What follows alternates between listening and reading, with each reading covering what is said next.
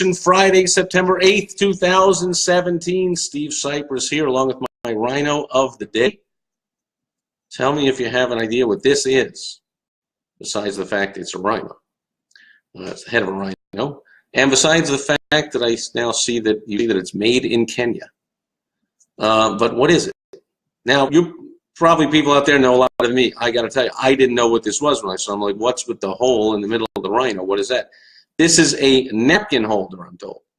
That you put this on the table, and you roll up the napkin, and you put it through there, and it's very fancy. Well, maybe it's not that fancy, a wooden rhino, but to me it is a very cool napkin holder when you're in a cool dinner, probably with a bunch of entrepreneurs over, because they're rhinos, and so you would love to have rhino napkin holders, and that's what that is, today's rhino of the day. So here I was this morning on Foundation Friday, and it was getaway day after a conference that I was attending in Chicago, less than 3 miles from where I lived with my beautiful wife Michelle for about 13 years. It was really a homecoming week, a little bit of a shock. I mean, the conference was the conference, but just driving out to dinner, for instance, it was 2 nights ago, and driving past venues where I held dozens, hundreds of events for small business owners and entrepreneurs with my Chicagoland Sharpest Entrepreneurs Group and my GKIC Kennedy chapter way back when, about 10 years ago now.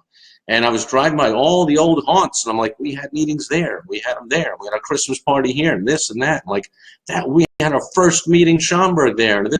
And then the place we went into, one of my old clients just pops in out of nowhere. He's coming in to meet with somebody there, and he's like, yeah, it was the same to him. He's like, you know, I was just saying, I just drove by that courtyard by Marriott where we had that first mastermind group meeting that you ever did 10 years ago, and he was in the group. And now he's a world-famous expert marketer in his own right and all that kind of stuff. But that was really fun. But here's this morning getaway day. We're on the shuttle. Now, here's the thing. We did not, I did not decide to go to this conference like I often do early enough, kind of a last minute thing, okay, I'll go. And by then the hotel that the conference is held in is sold out. So we got to book a room in an all-suites hotel nearby.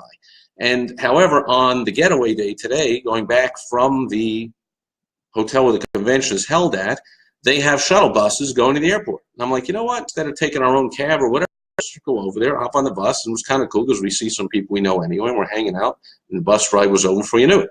But now we have to take the shuttle from our suite hotel over to the hotel where the thing is. It's like a 5-minute thing. I get on this thing, and you know, I like to make conversation with I mean, most of the time cab drivers or, you know, Lyft, Uber, whatever, they're entrepreneurs, they're business owners, they're people. I mean, I love to hear the stories and talk to them. And so said some of this guy how long he lived in Chicago, and you know, it was something like, yeah, we got the heck out of here, you know, we moved out of here. And he's like, well, why'd you move? And first of all, I was a little taken aback. Why'd you move? Like, I didn't look this one up, but there's more people have moved out of Chicago than in the last however many years than any other state in the country, like by far. Like people are just in droves leaving Chicago. So how do you even ask? But okay, why? I guess everyone has their individual story. And I'm like, why? Because the state is broke. Now, anyone here? Benji, hey, great to see you, man. Jerdog is here. Jerdog, you live in Illinois, don't you? Like, anyone here that knows Illinois, I mean, if I said, you know, Illinois is broke, like, I would think that 100% of the residents of Illinois would know that, except maybe somebody who just moved there yesterday, or one of these DACA people who was dropped off by your parents, no fault of your own, and all that kind of stuff I'm hearing. Maybe they don't know what's going on, but this guy lived there his whole life. They're like, how long you lived there? My whole life. And when I said Illinois is broke, he said, what do you mean Illinois is broke? And, oh, Jerdog, you're out. Very nice. Oh, you're in Iowa now? Anyway, you're out. But well, let me ask, why did you move? Like, but if I said, like, Illinois is broke, like, in response, like, no, they're not, this guy was arguing with me. No, Illinois is not broke. Where did you get that idea? I'm like, did I enter the twilight zone? Did something happen in the last, like, you know, I was at a conference for 2 days, not paying attention to the news. Like, it's something in the last 2 days, like Illinois won a lottery or something and won like hundreds of billions of dollars and is no longer broke. I mean, Santa Claus came down. I do know that I heard about Amazon. They're considering going to Chicago, and if they locate a warehouse in Chicago, it's going to bring in 50,000 mostly crappy, 50,000 jobs, and that'll have a rippling effect. I mean, Chicago better do anything they can to make that happen. That'll bring 50,000 people off of food stamps, welfare, unemployment, whatever, so that's good. That helps them from getting more broke than they already are. Number two, these people can start spending money, and that fuels the economy. And number three, Amazon comes into town. Other businesses got to crop up and got to come into town and go, this must be a happening place, and it's got to be a great thing. So hopefully that happens. But why do we hope so bad that happens? Because Illinois is broke. It just is. And this guy was like, they're not broke. He was arguing. I don't even remember because it's just, first of all, it was first thing in the morning. But I'm like, now here's the deal. I have a cell phone, but I never use it. But I take it with me when I'm on the road. So I didn't even think till after when he dropped us off. I'm like, oh, you know, honey, I got a cell phone on me, which is like having a computer in your pocket. I could have gone to google.com on my phone, typed in the words, Illinois broke, which I did at that point, and I got 15.3 million results. 15.3 million results. Now, maybe some of those are saying Illinois is not broke, and it would still come up, right? But I'd have to think there are millions and millions of pages on the internet talking about how and why Illinois is broke and how and why they can do so. I did the search here, and look at some of the things I found. I mean, if I would have done this to him and asked him, so here it says, Illinois careens into financial meltdown. That's June 20th, 2017. This is not like 100 years ago. This is pretty recent stuff. How Illinois became America's most messed up state. That's June 29th, 2017. Why Illinois is in trouble. That's July 25th, 2017. What do broke Illinois and bankrupt Puerto Rico have in common? That's June 2nd, 2017. Illinois is broke, why you should care. That's June 20th, 2017. Why Illinois is broke and Texas is not. That's something on Yelp. I mean, and on and on and on. So, like, is there really a question? I mean, this guy was like, they're broke. They're not broke. Then it turned to, I was like, I said some of these facts, like people are moving out like crazy. My beautiful wife Michelle's like, well, taxes are going up. I read one of these things, didn't pop up here. The Illinois government, state government just raised property taxes or income taxes by 33%. Like, hello? Like, that's a few $1,000s a year penalty just to stay in Illinois instead of move somewhere that, first of all, has better weather to begin with and better lots of things. And since I'm a business consultant, man, the attitude of business owners in Scottsdale, Arizona is off the charts excited compared to the misery going on in Illinois, where the state and the government and the city, they're just choking small business owners with increased taxes, regulations, you name it, for years. I mean, it's so crappy. But he's like, you know, does it affect you? I'm like, no, it doesn't affect me personally. But why would I stay? Why would I reward that behavior? That they're broke and there's no way out of it, and the only way out is to suck more money out of the producers. And I can have clients, which I do, all over the world. So I bring money into Illinois. Why should I do that? Just to line the pockets of corrupt politicians and all their stupid deals that they've made to pay out all these entitlements and all this money that they just can't stop. They can't spend less. No, we can't do that. We got to keep spending more. So we just got to tax more, and we're still broke, and there's nothing we're ever going to do about it. I mean, why would I want to do that? He's like, I don't know. I own a business, and I'm happy, and everyone I know is happy, and I'm like, what bubble is this guy in? So my point is, if you're in a bubble like that, you got to get out of it. I don't know how this guy has a business. I didn't even want to talk to him. Besides, now we were arriving, and I had no interest in, like, a lot of times I love small business owners. I'll continue the conversation while we're getting the bags. I'll even, hey, the shuttle isn't boarding yet. Let's stay and talk. You know, he's got to go and pick up another fare. But I'm like, I want to talk to this guy. This guy, I'm like, can I get away from the guy? But, like, I don't know what kind of business he has, or what kind of bubble he's in, or how many hours a day he drives this shuttle van. I mean, what kind of business does he have? He drives a shuttle van for a hotel, for crying out loud. That he doesn't even know what's going on in his own home area where he lives. I mean, here's the deal. I don't suggest you do that. If you own a business, hey, thanks for the likes. Who's here? Jared Dogs. Common knowledge, right? It's common knowledge. It's 15.3 million results just for the word Illinois broke. I could have put Illinois debt and probably got another 100 million. Like, it's just outrageous. So the guy, he's in a bubble. So you don't want to do this. So Jared Dogs is a professional comedian. Rob Valenga's here. Rob, do you still live in Illinois?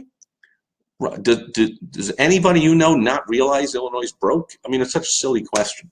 And Ben, good to see you. So Jerdog, you're a comedian, right? I mean, there it is. He's a professional comedian and a really good one.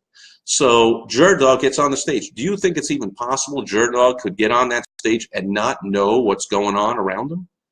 And let's say you're traveling around from town to town. Doesn't it behoove you when you get to a new town that you read the paper, that you turn on the TV for the local news? I mean, you gotta throw a couple of things in there. You don't have to, but throw in a couple of things where you are. Hey, congratulations, you know, here in wherever your football in Kansas City. Hey, it's good to be here in Kansas City. You beat the Patriots last night. Way to go! What an upset! I mean, that's the kind of thing you want to know what's going on. Well, if you're coming in Illinois and you're dealing with people in Illinois, you think that if a passenger says, I moved because Illinois is broke, you wouldn't sit there so oblivious to go like, they are? No, they're not. And argue with me. I mean, it's just crazy. So number one, you don't really want to argue with people. It's not going to lead to, I'll give you a hint, he did not get the biggest tip of all time from me, or many other people I can imagine. So you don't want to argue with people. You don't want to be oblivious and not know what's going on. When you pick your target market, the people you want to do business with you, it behooves you to get inside their head, figure out what they're thinking, and have a conversation and meet them where they are and all these kind of things. Is that not elementary? Is that not foundational tip? Is that not about the most basic things? So anyway, there's my foundational Friday tip of the day, real life story that I still can't even believe it happened somewhere, well, I know where, but at a certain hotel in Schaumburg, Illinois, there is a guy who's lived in Illinois his whole life, claims he owns a business, and is driving around not knowing that the state he lives in is the most broke, disastrous state in the history of states. And the people are leaving in droves because of that. And the place is an unmitigated disaster economically, doesn't know it. Trust me, you don't want to be the same way when it comes to your chosen who, the area you choose to do business with. So even if you have clients, customers from all over the world, do you have to know about every little town or whatever? No. Maybe you have to know your industry. What's the state of your industry? Are you in a growing industry? Are you in a dying industry? You got to know this stuff, okay? We have a tendency to work a lot and focus on our work, and everything is about that. We get, especially if you're in a startup phase, I don't watch the news, I don't take a break, I don't whatever, I'm working 7 days a week, but once in a while, turn on a news, open a newspaper, go on social media even, anything. Be aware of what's going on. Well, okay. As always, I'll go to some questions here. Phil used to live in Illinois, right? I mean, is it news to you that Illinois is broke? Now, you choose to stay there, and we've talked about it. You choose to stay there, fine. There's nothing wrong. But, I mean, you don't, say, but they're not broke. I mean, just craziness. Anyway, Jerdog says, yep, I do the Robert Collier technique. There you go. Robert Collier, long ago, I talked about it. He came up with the line. He said, you want to enter the conversation already going on in your prospect's mind. That's how you connect with them. So wouldn't you think this would be a topic of conversation we could have connected with? Yeah, he could have said, could have been a whole different conversation. He said, yeah, sure, the state's broke, but that doesn't affect me because I choose not to let it get me down in a blah, blah, blah, and whatever. And so it's a little more in taxes. That's cheap and moving anyway. Or, I have family here or whatever. But don't be so oblivious that you just go, what? It is? What? I didn't know that. I had no concept of what's going on anywhere around me. You don't want to be that way, okay?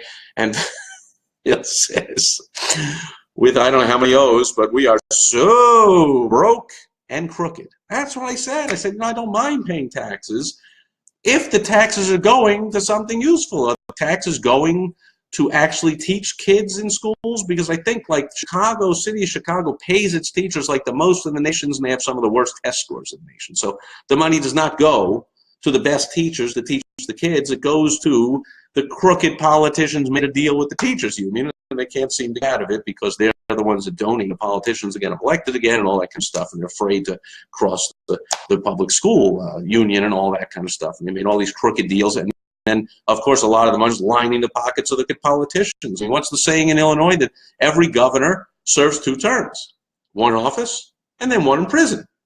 But I'm 2, not a good one. And so maybe we'll leave it at that. So between Phil and Jerdog, we got some 2 actually funny people here, and leave my looks out of this. But that's it, Foundation Friday, folks. I'll be back tomorrow with Success Story Saturday. Thanks for all those likes and faces and whatever's coming across the bottom of the screen.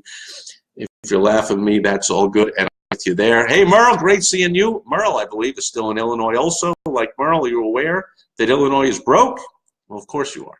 But if you go back and listen to the beginning of this, you'd be amazed that I met somebody today who's lived there his whole life and is not only so unaware that the state is broke, but he's arguing with me about it. Anyway, that's it for Foundation Friday. Thanks for joining me here, folks. Have a fun Friday night. I'll catch you tomorrow on Success Story Saturday. Over and out. Bye-bye.